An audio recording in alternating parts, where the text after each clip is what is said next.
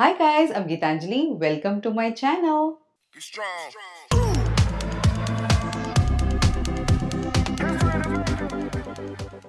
Do you want to watch this video in English? Click here. இன்னைக்கு நம்ம என்ன சமைக்க போறோம்னா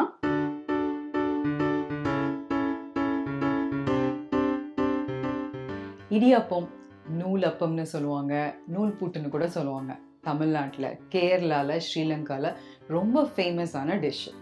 குவிக்காக பண்ணோன்னா அரிசி மாவில் பண்ணுவாங்க. ஆனால் இன்றைக்கி நம்ம அரிசி ஊற வச்சு அரைச்சி வறுத்து பண்ண போகிறோம். இந்த இடியாப்பம் எந்த குழம்பு கூட சாப்பிட்டாலும் சூப்பராக இருக்கும். நம்ம இன்னைக்கு 2 விதமாக பண்ண போகிறோம். ஒன்று காரமாக லெமன் போட்டு லெமன் சேவை, அப்புறம் தேங்காய் துருவல் போட்டு கொஞ்சம் சர்க்கரை போட்டு குழந்தைங்களுக்கு பிடிச்ச மாதிரி இனிப்பு இடியாப்பம்.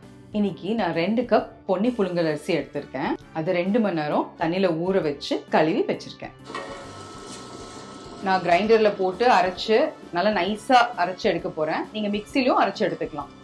மாவு அரைக்கும் போது தேவையான அளவு தண்ணி ஊற்றி அரைச்சிக்கோங்க.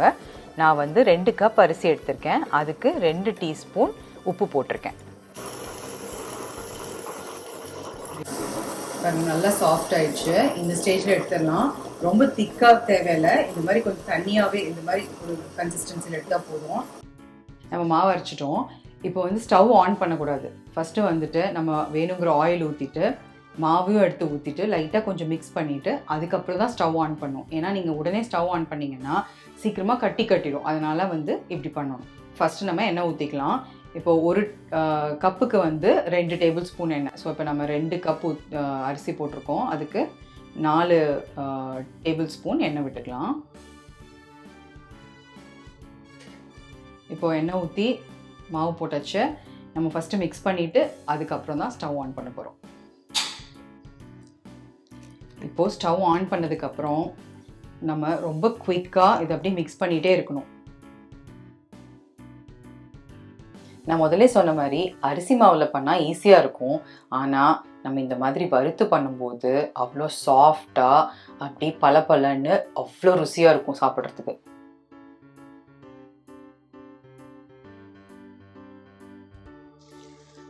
ஆல்மோஸ்ட் ரெடி ஆகிடுச்சு. நம்ம எப்படி குக் ஆகிடுச்சுன்னு தெரியும்னா கையில் தொட்டு பார்த்தீங்கன்னா பாருங்கள் ஒட்டாமல் இருக்கும். இந்த மாதிரி ஆனோடனே ஸ்டவ் நிறுத்திடலாம். மாவு இன்னும் குக் ஆகிட்டு இருக்கக்கூடாது. அதனால இது வேறு பவுலுக்கு இப்போது ட்ரான்ஸ்ஃபர் பண்ணிடலாம். பார்த்தீங்களா எப்படி ஒட்டாமல் வந்துடுச்சுன்னு. நம்ம இடியாப்பத்தை புழிஞ்சிட்டு அதை ஸ்டீமில் குக் பண்ண போகிறோம். அதுக்கு ஃபஸ்ட்டு தண்ணி வச்சு சூடு பண்ணிக்கலாம் தண்ணியை. நான் இந்த பிடி தான் யூஸ் பண்ண போகிறேன். இது புளியறதுக்கு ஈஸியாக இருக்கும். இப்போ நம்ம யூஸ் பண்ணுறது டிஸ்க் இருக்கிறதுலே சின்ன ஹோல்ஸ் இருக்கிற டிஸ்க் யூஸ் பண்ணணும். நம்ம இடியாப்பத்தை ஸ்டீம் பண்ணுறதுக்கு இட்லி தட்டிலலாம் எண்ணெய் தேய்ச்சி ப்ரிப்பேர் பண்ணிக்கலாம்.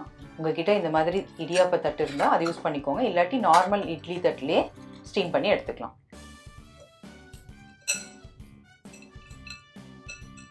மாவை எடுத்து இப்போது நம்ம பிடியில் போட்டு புளிய ஆரம்பிச்சிடலாம்.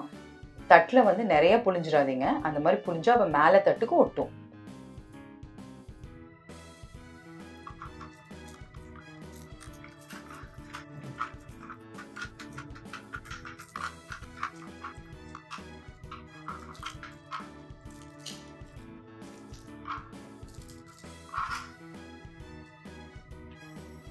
தண்ணி சூடானதும் இப்போ நம்ம இந்த இடியாப்பத்தை 10 மினிட்ஸ் ஸ்டீம் பண்ணி எடுத்துக்கலாம்.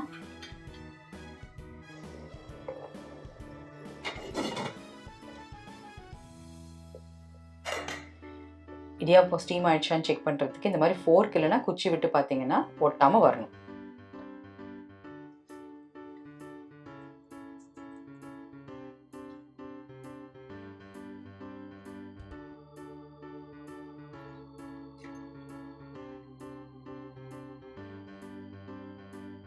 பாருங்கள் எவ்வளோ சாஃப்டாக பலன்னு இருக்குது. இப்போ மிச்சம் இருக்கிற மாவையும் நம்ம புழிஞ்சு இடியாப்பத்தை ஸ்டீம் பண்ணி எடுத்துக்கலாம்.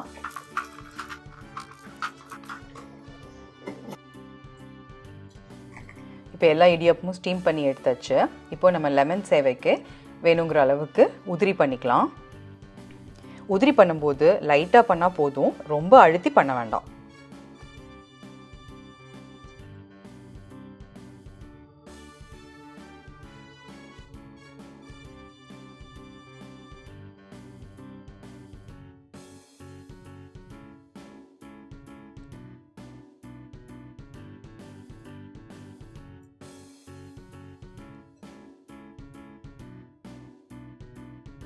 பார்த்தீங்களா, கையில் ஒட்டாமல் பலன்னு இருக்குது, கொஞ்சம் கூட பிசுப்பு இல்லாமல்.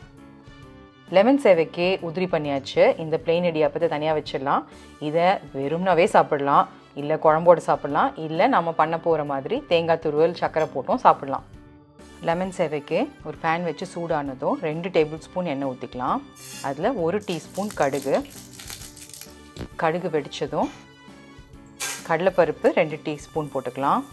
1 டீஸ்பூன் உளுந்து பருப்பு அதையும் போட்டு வதக்கிக்கலாம். கூடவே 10-15 கேஷ்யூ நட்ஸ் போட்டுக்கலாம். ஒரு மீடியம் சைஸ் வெங்காயம் அதையும் போட்டு வதக்கிக்கலாம்.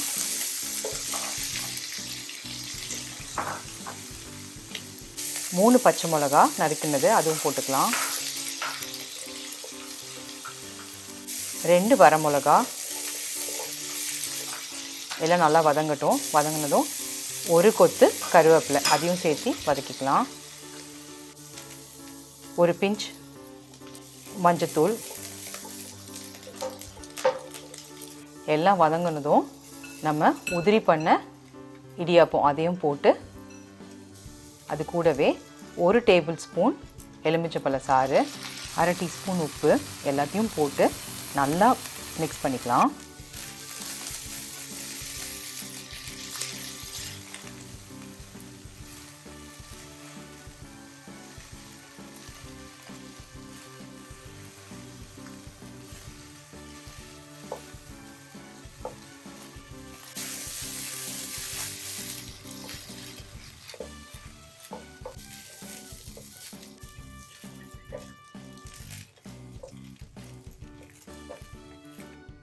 நம்ம சுவையான லெமன் சேவை ரெடி ஆயிடுச்சு. நல்லா கொஞ்சம் வாசமாக இருக்கிறதுக்கு கொத்தமல்லி நறுக்கி மேலே போட்டுக்கலாம்.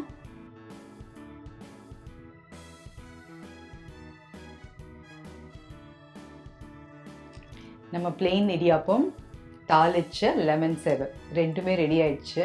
இப்போ டேஸ்ட் பண்ணிட வேண்டியதுதான்.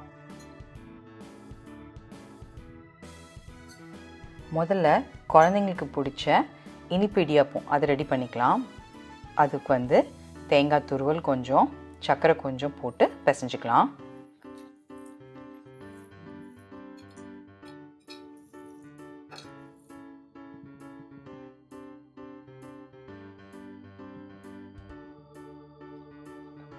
ஃபஸ்ட்டு நம்ம தேங்காயும் சர்க்கரையும் போட்டு ஸ்வீட் இடியாப்பம் ட்ரை பண்ணுவோம்.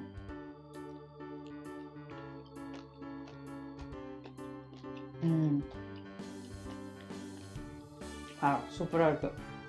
அடுத்தது லெமன் சேவை. லெமன், உப்பு, காரம் எல்லாம் கரெக்டாக அப்படி சாஃப்டாக சூப்பர் யம்மியாக இருக்குது.